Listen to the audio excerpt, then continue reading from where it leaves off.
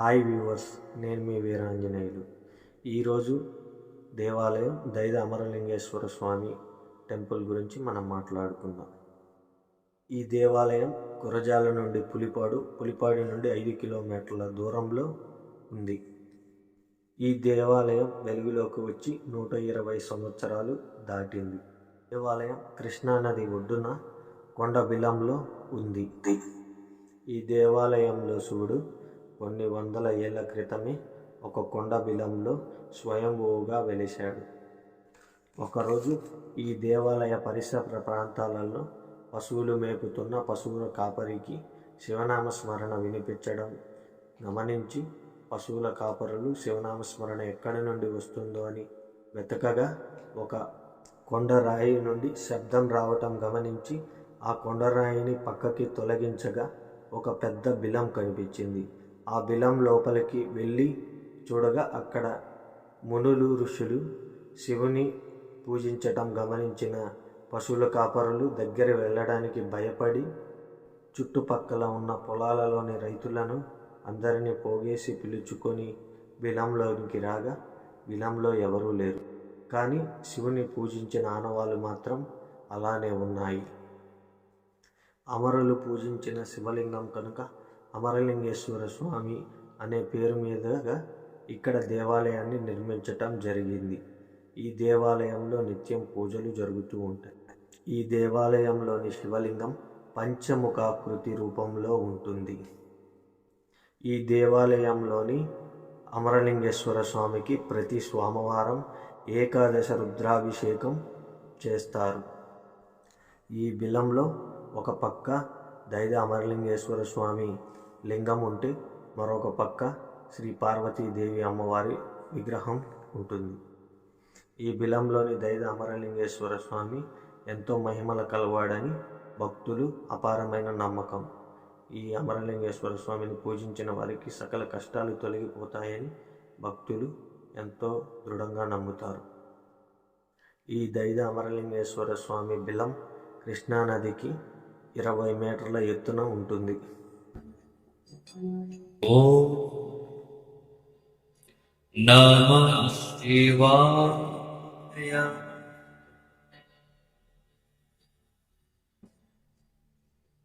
ఓం నమః శివాయ.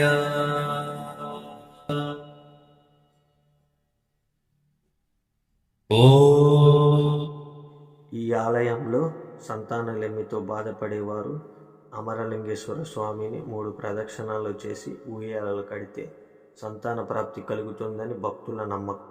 ఈ దేవాలయంలో పలనాటి బ్రహ్మనాయుడు పలనాటి యుద్ధం ముగిసిన అనంతరం ఈ దేవాలయంలోకి వచ్చి తపస్సు చేసుకునేవాడని ఇక్కడ శాసనాల్లో పొందుపరచబడి మొదట ఈ దేవాలయంలోని శివలింగాన్ని కనిపెట్టిన సమయంలో ఆ బిలంలోకి వెళ్ళడానికి అతి కష్టంగా ఉండేది.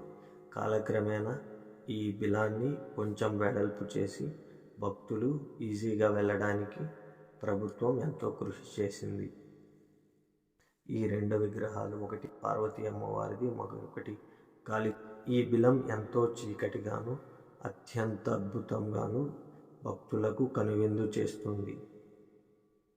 ఈ బిలంలోని దైద అమరలింగేశ్వర స్వామికి ప్రతి కార్తీక మాసంలోనూ అత్యద్భుతంగా రుద్రాభిషేకాలు, హోమాలు, యాగాలు, యజ్ఞాలు జరుగుతుంటాయి. మొదట ఈ బిలంలోకి రావడానికి పోవటానికి ఒకే మార్గం ఉండేది.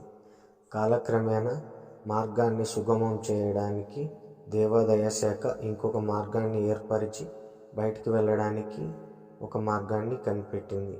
ఇదే ఆ మార్గం ఫ్రెండ్స్. ఈ మార్గం గుండా వెళ్తే దేవాలయ ప్రధాన ద్వారం దగ్గరికి చేరుకుంటాము. భక్తులు శ్రీ అమరలింగేశ్వర స్వామిని దర్శించుకొని వారి కోరికలను నెరవేర్చడం కోసం రాయి మీద రాయి పెట్టి ఇలా ఉంచుతారు ఫ్రెండ్స్. ఓం నమః శివాయ.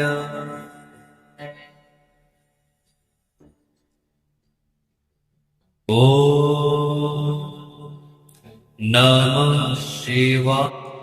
బిలం పైన శివుని ప్రతిమ, మరియు శివలింగాలు ప్రతిష్ఠించి భక్తులు పూజలు నిర్వహిస్తూ ఉంటారు. అంతేకాకుండా ఇక్కడి వేప చెట్టుకి ఎంతో ప్రత్యేకత సంతరించి ఉంది. ఈ వేప చెట్టు చుట్టూరా నంది, శివలింగాలు, పుట్ట, నాగమయ్యి అన్ని విగ్రహాలు కూడా ప్రతిష్ఠించబడి ఉన్నాయి. అంతేకాకుండా ఇక్కడ హనుమంతుని విగ్రహం ప్రతిష్ఠించి రోజు పూజలు నిర్వహిస్తూ ఉంటారు. ఇక్కడ హనుమంతుని విగ్రహమే కాకుండా మరియు భ్రమరాంబాదేవి విగ్రహం కూడా పైన ప్రతిష్టాపించి నిత్యం పూజలు నిర్వహిస్తూ ఉంటారు. భ్రమరాంబాదేవియే కాకుండా ముత్యాలమ్మ తల్లి విగ్రహం కూడా ఇక్కడ ఉంటుంది. వీరిద్దరి మధ్యలో శివలింగం కూడా ప్రతిష్ఠించారు. ఈ శివలింగానికి నిత్యం పూజలు నిర్వహిస్తూ ఉంటారు. ఈ బిలము కృష్ణానది ఒడ్డున ఉంది. ఈ కృష్ణానది పుష్కర్ ఘాట్గా ఎంతో ప్రత్యేకతను సంతరించుకుంది.